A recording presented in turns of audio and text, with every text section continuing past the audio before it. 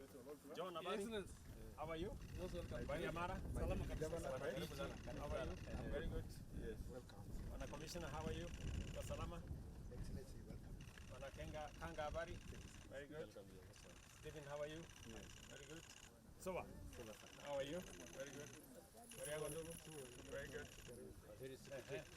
How are you? Wana Subitiet? Yes. Okay. Habari yako? Salama? Habari yako bwana CEO? Salama? I'm okay. Hello, Kenya Wildlife Conservancy. Habari ya bwana.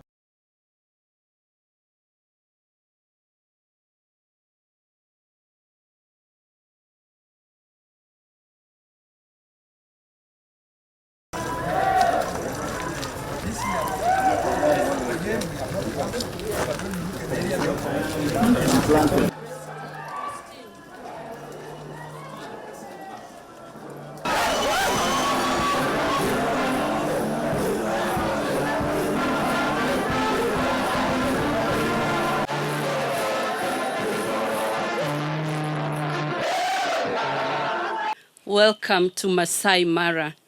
To all those who are watching us today, we thank you for being part of this extraordinary event. And to our partners in the media, thank you so much for airing the vast story of Kenya to such a global audience. And this is not just a natural phenomenon, it's just a demonstration of how magical Kenya is and how proud we are as the people of Kenya. Indeed, today we are privileged to host you as we talk to the Chinese audience and the rest of the world that we are welcome you to Masai Mara, where we have the wild beast migration. It is that high season that the wild beasts are coming from Tanzania to Kenya. And we are glad that last year we had the same interview with the CS for Tourism and Wildlife, and we have seen numbers increasing from China.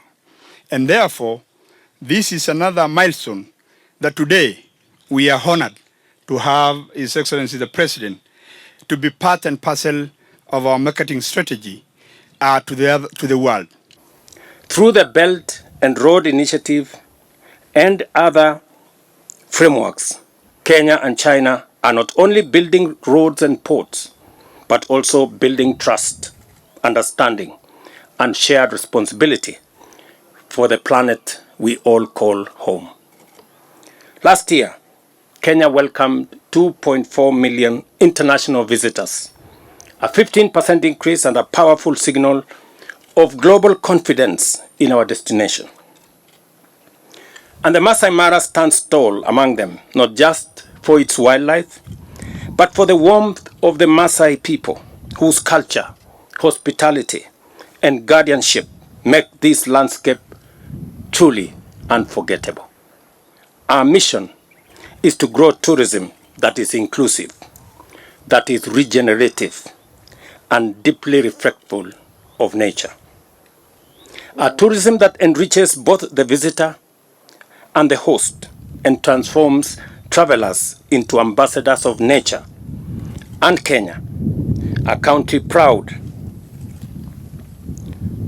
of its wild beauty, conservation achievements, and unbreakable spirit.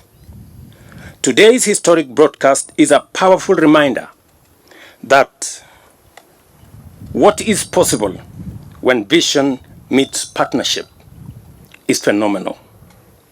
It is also a call to the world to travel with purpose, to preserve what is precious, and to pass on a healthier planet to future generations. To our friends across China, and to all watching around the world, I invite you to explore our treasures from the thundering hoofs of the Masai Mara to the calm shores of our coast, from snow-capped peaks to sunlit savannas. Kenya is open, radiant, and ready to share her soul with the rest of the world. We are expanding our tourism product to go beyond wildlife, to go beyond our national parks, to go beyond our beaches, to the wide array of what Kenya is good at, wide array of what Kenya has to offer, from our deep culture to our great innovations, and to welcome everybody from wherever they come, from America, from Europe, from Australia, from Asia, from China. We will welcome them with open arms and tell them, welcome home, because this is where we all began. Our tourism numbers are going up. As I said, by 15% last year. We moved our numbers from 2 million visitors to 2.4 million visitors. Our targets are 5 million in the medium term, and we believe that is achievable because we are also expanding our other facilities that we are going to use for conference tourism, for sports tourism.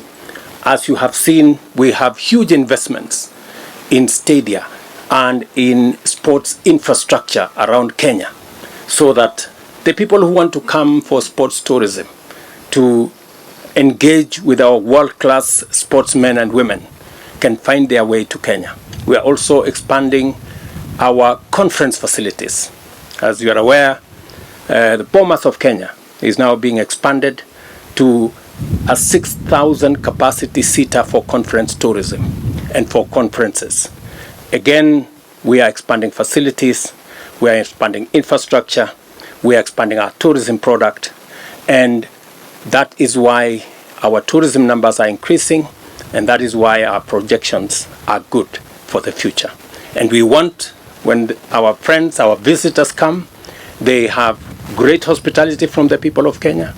They have wonderful facilities like the facility we are in the Masai Mara, and many other facilities across Kenya.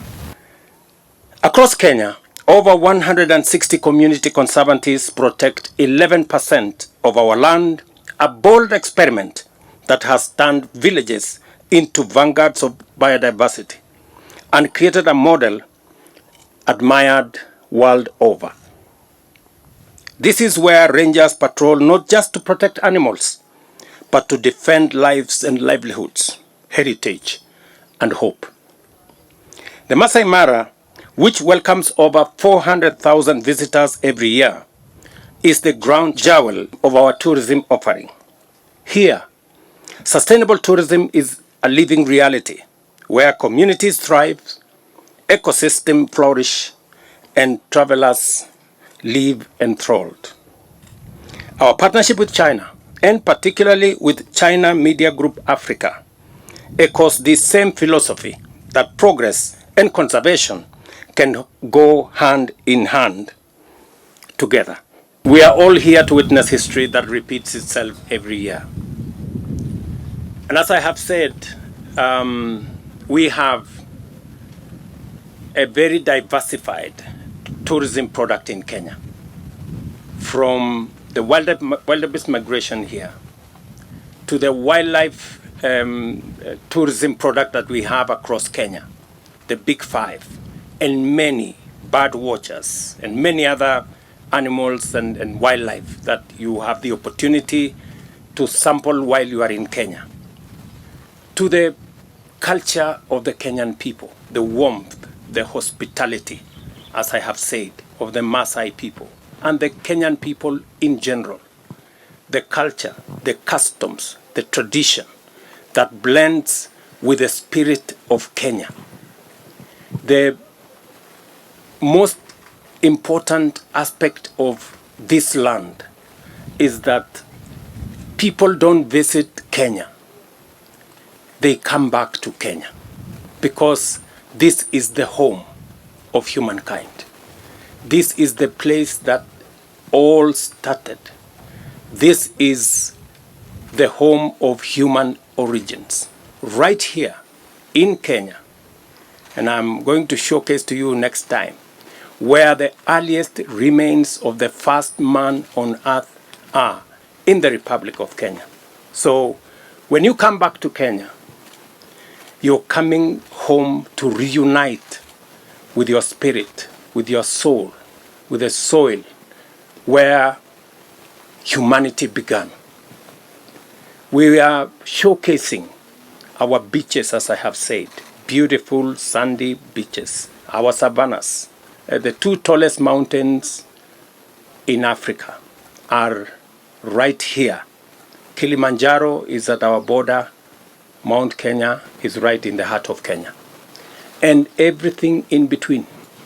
We are an interesting destination that you can combine leisure with business.